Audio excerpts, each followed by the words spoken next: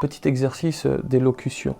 Un pâtissier qui pâtissait chez un tapissier qui tapissait demanda un jour au tapissier qui tapissait: vaut-il mieux pâtisser chez un tapissier qui tapisse ou tapisser chez un pâtissier qui pâtisse? Bon, je vais répondre à la question que l'on m'a posée 32 546 fois.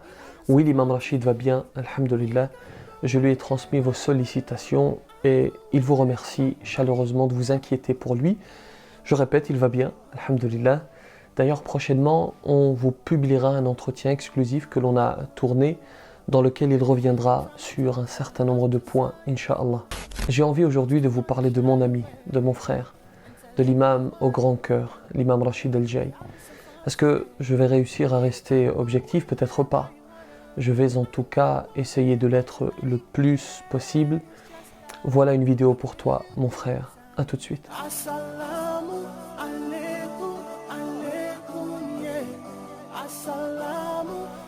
Bismillahirrahmanirrahim. Assalamu alaikum wa rahmatullahi wa barakatuh. Bonjour à toutes et à tous.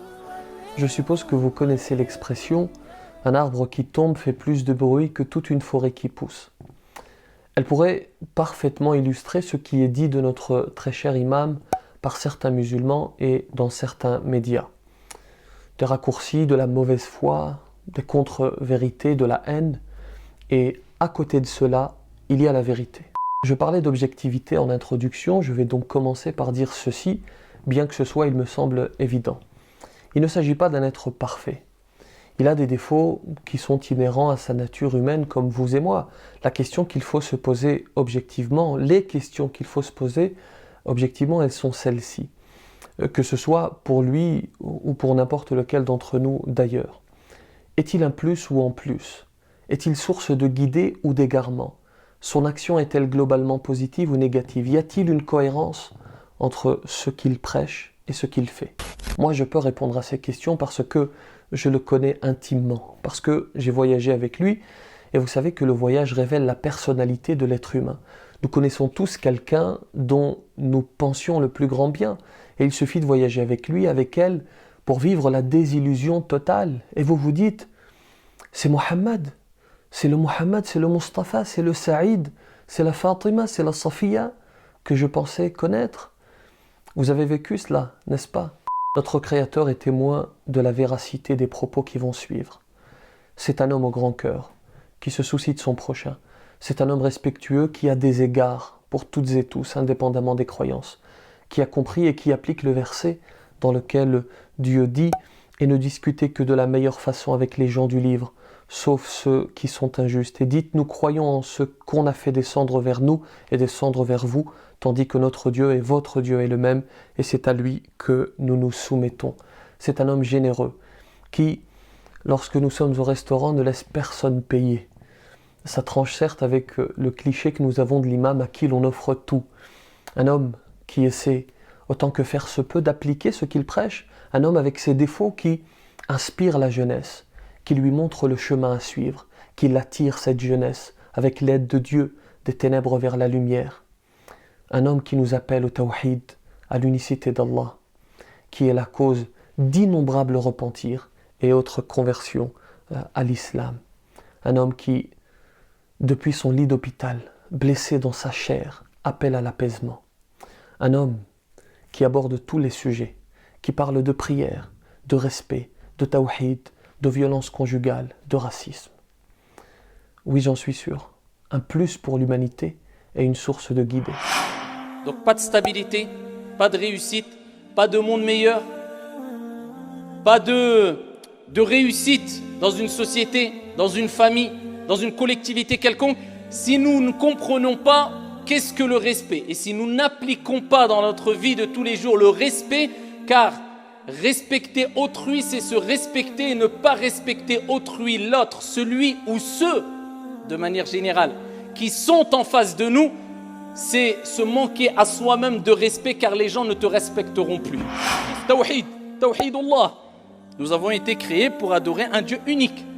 Et man mata la yushriku billahi shay'a dakhala al-jannah kama qala alayhi salatu wassalam. Celui qui meurt sans donner aucun associé à Dieu en adorant un Dieu unique rentrera au paradis. Donc la chose la plus importante dans la croyance, quand on parle de l'i'tiqad, la croyance, le dogme du croyant, c'est d'adorer un Dieu, de vouer son culte exclusivement pour un Dieu unique.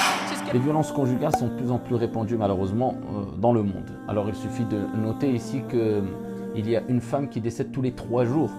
Une femme qui décède tous les 3 jours due aux violences conjugales. Alors parler de meurtre, on le sait très bien, toutes et tous, d'un point de vue général, eh bien, ça fait partie des plus grands et des plus graves délits. Et d'un point de vue religieux, eh bien, ça fait partie des plus grands et des plus graves des péchés. Comme Dieu l'a dit dans le Saint-Coran, Ud'u ila sabili rabbika bil hikmati wal maw'izati al hasana wajadilhum billati hiya ahsan. Et appelle à la voix de ton Seigneur avec sagesse et bonne exhortation et discute avec eux de la meilleure des manières. Et Dieu, quand il s'adresse dans un autre verset coranique au prophète, il lui dit fadhakkir, et rappelle. Innama anta mudhakkir, tu n'es qu'un rappeleur. Lasta alayhim bimusaytir. Et ici, il ne t'incombe pas de t'imposer. Tu n'es pas un dominateur sur eux. Tu n'as pas à imposer quoi que ce soit sur eux. Toi, il t'est demandé ici de transmettre la religion. Et de ne pas imposer aux gens. Et de ne pas forcer les gens à croire à ce que tu crois. Il y a quelques jours, je vous avais demandé des témoignages. Je n'ai pas pu tout mettre, bien sûr, au vu du nombre de réponses. Mais en voici quelques-uns qui sont représentatifs de ce que vous nous avez envoyé. À travers cette vidéo, je voudrais rendre un hommage à notre très cher imam Rachid El-Jai. Je suis à la mosquée le matin, je viens tous les matins, c'est grâce à l'imam Rachid.